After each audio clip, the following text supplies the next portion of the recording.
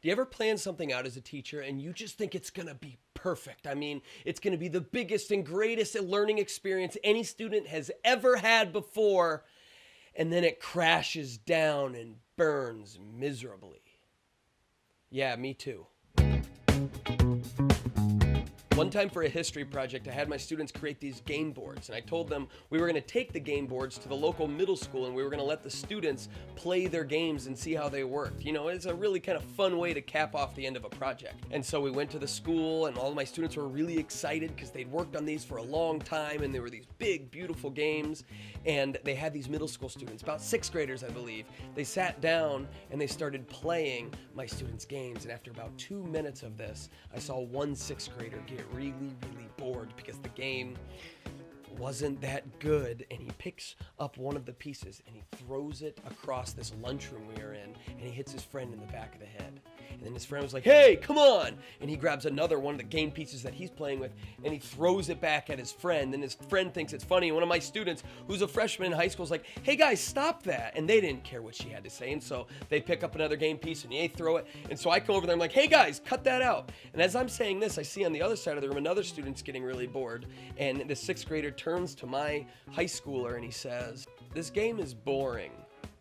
My high schooler's got this face like, "What?" I mean, because she thought her game was really good, and now this student's putting it down for her, and then all the other kids in the group are like, "Yeah, this game sucks." And their teacher comes over and is like, "Hey guys, let's not use language like that." And as that's happening, I'm like walking over there to try to help out, and the kids start picking up game pieces again, and they're throwing them. And after about 5 minutes of just being at this middle school, all the kids in the room are complaining about not liking the games that my students made, or they're throwing, or they're running around, or they're playing tag. I mean, come on, middle schoolers.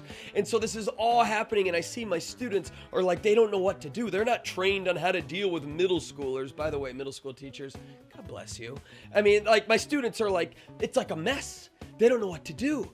And like, I've got some students like sitting there like just feeling dejected because they've got these students telling them how bad their work is. And I've got other students like yelling at them saying, "Hey guys, just focus. If you really try, this is how the game works." But the students weren't listening. And I'm there by myself. I should have asked for a parent chaperone. Hindsight is 2020. And yet there's like, and then there's also just the chaos happening. And I look over and I've got one of my students and her eyes are red and she just starts bawling her eyes out because I'm telling you, my students worked on this project for a month, and my students poured their heart and soul into it, and it was melting in front of us. And then at the climax of this story, the principal of the middle school comes in to the cafeteria, and she comes up to me and she says, "What is going on here?"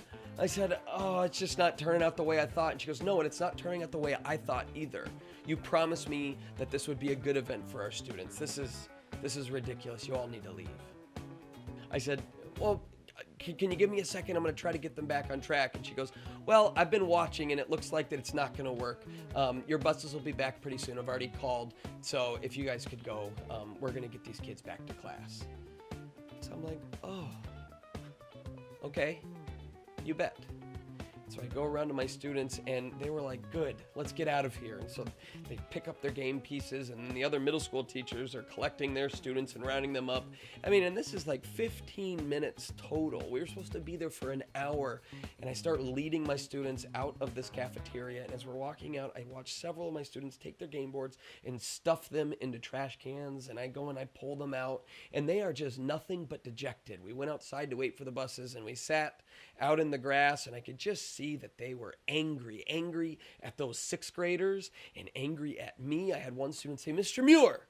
I mean, he just kind of busted the silence and he goes, "Mr. Muir, why didn't you tell us what sixth graders like? They hated our games."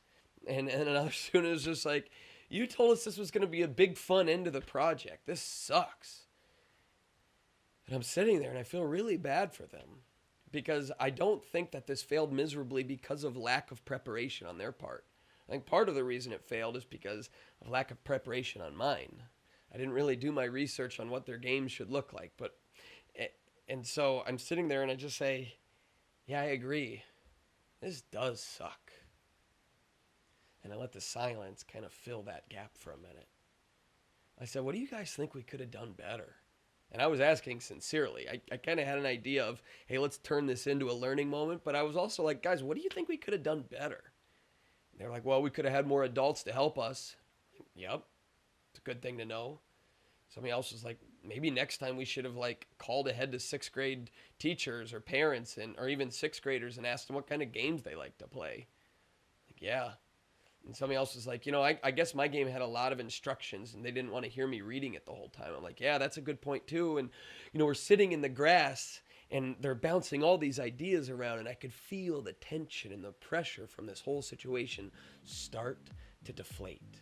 I mean, all of a sudden the life was coming back into my students. And by the end of this, I was able to kind of sum it all up for them. I said, guys, you realize what we're doing right now. We're figuring out how to learn from this failure, because let's call it what it is. We kind of just failed. Like, this fell flat on its face. But it's not all bad, is it? They're like, well, I don't know. I was like, no, it's not.